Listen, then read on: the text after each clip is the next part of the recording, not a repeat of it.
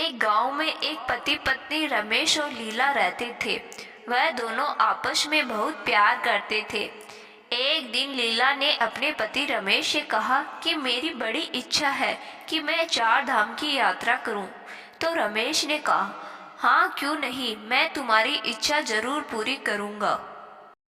रमेश एक travel agency में कार्य करते थे। उसी दौरान ट्रेवल एजेंसी का एक टूर केदारनाथ की यात्रा पर जाने के लिए निश्चित हुआ। बस फिर क्या था, इन दोनों पति पत्नी ने भी अपना बोरिया बिस्तर बांधा और केदारनाथ जा पहुंचे। वहां रमेश और लीला एक लॉज में रुके थे। लीला को लॉज में छोड़कर रमेश कुछ ही दूर गया था कि चारों ओर हाहाकार मच गया और उत्तराखंड में आई भीषण बाढ़ का उफनता पानी केदारनाथ में आ पहुंचा। रमेश ने बड़ी मुश्किल से अपनी जान बचाई। मौत का तांडव और उफनते हुए पानी का वेग शांत हुआ तो रमेश बदहवास होकर लॉज की तरफ दौड़ा जहां लीला को छोड़कर आया था। लेकिन वहां पहुंचकर जो नजारा देखा वह दिल दहलाने वाला था। सब कुछ बह चुका था।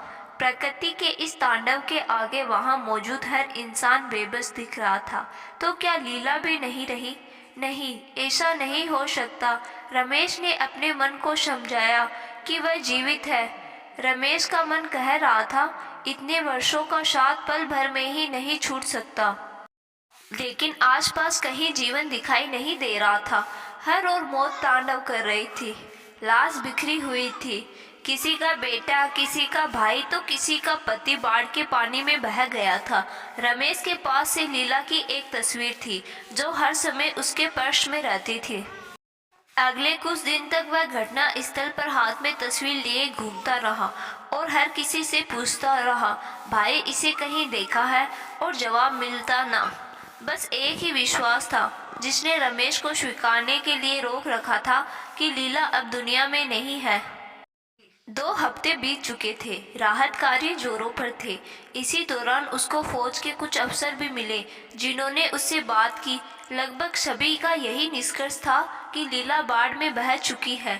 पर रमेश इस बात को मानने से इनकार कर रहा था। घर में फोन मिलाकर बच्चों को इस हादसे के बारे में सूचित किया गया। बच्चे अनहोनी के डर से घबराए हुए थे। रोती हुई बेटी ने पूछा, अब माँ नहीं रही क्या बाबा? तो रमेश ने उसे जोर से फटकार दिया और बोला, वह जिंदा है। 1 महीना बीत चुका था। अपनी पत्नी की तलाश में रमेश दर दर भटक रहा था। हाथ में एक तस्वीर थी और मन में एक आश। इसी बीच रमेश के घर सरकारी विभाग से एक फोन आया। एक कर्मचारी ने कहा, लीला को मृत घोषित कर दिया गया है और हादसे में जान गंवाने वाले लोगों को सरकार मुआवजा दे रही है। लीला के परिजन भी सरकारी ऑफिस में आकर मुआवजा ले सकते हैं। और रमेश ने मुआवजा लेने से इनकार कर दिया और परिजनों ने कहा कि अब तो सरकार ने भी लीला को मृत घोषित कर दिया है, अब तलाशने से भी कोई फायदा नहीं है। लेकिन रमेश ने इनकार कर दिया।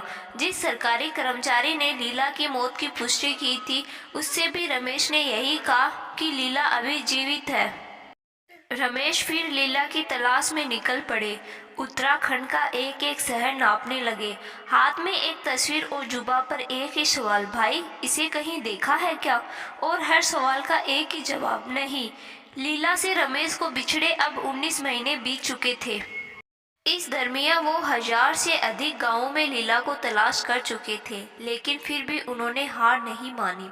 एक दिन राहगीर को रमेश ने तस्वीर दिखाई और पूछा, भाई इसे कहीं देखा है? राहगीर ने तस्वीर को ध्यान से देखा और बोला, हाँ भाई देखा है, यह औरत तो हमारे गांव में घूमती रहती है। रमेश राहगीर के पाँव में गिर पड़े और राहगीर के साथ भागते भागते उस गाँव में पहुँचे। वही एक चौराहा था और सड़क के दूसरे कोने पर एक महिला बैठी हुई थी, लीला। वह नज़र जिससे नज़र मिलाने को नज़र तरस गई थी, वह लीला ही थी। रमेश लीला को हाथ पकड़कर अबोध बच्चे की तरह रोते रहे। भावनाएं और संवेदनाएं आंखों से बह रही थी। आंखें अब पत्थर हो चुकी थी, फिर भी भावना का वेग उन्हें चीरता हुआ बह निकला। लीला की मानसिक हालत उस समय ठीक नहीं थी। वह उस शख्स को भी नहीं पहचान पाई जो इस जगत में उसे सबसे ज़्यादा प्यार करता था। रमेश ने लीला को उठाया और घर ले आया। बच्चों ने अपनी माँ को 19 महीने के अंतराल के बाद देखा था। उनकी आंखों में आंसू सैलाब की तरह बह रहे थे। यह 19 महीने रमेश के जीवन का सबसे कठोरतम दौर था। इस कठिनाई के बीच भी रमेश के हौसले को एक धागे ने बांध रखा था। वह था प्रेम का धागा। एक पति का अपनी पत्नी के प्रति प्रेम और समर्पण की जिसने प्रकृति के आदेश को भी पलट कर रख दिया था। लीला के साथ बाढ़ में बह जाने वाले लोग अधिकतर नहीं बचे थे, लेकिन लीला बच गई। रमेश शायद प्रभु से यही कह रहे थे कि वह जीवित है, और प्रभु को भी रमेश के प्रेम और समर्पण के आगे अपना फैसला बदलना पड़ा था। आज का लेख एक पति के प्रेम की प्रकाष्ठा को समर्पित है। दोस्तों, आशा करती हूँ कि मेरी आज की कहानी आपको पसंद आई होगी। अगर कहानी पसंद आई तो हमारे चैनल को सब्सक्राइब जरूर करें। धन्यवाद।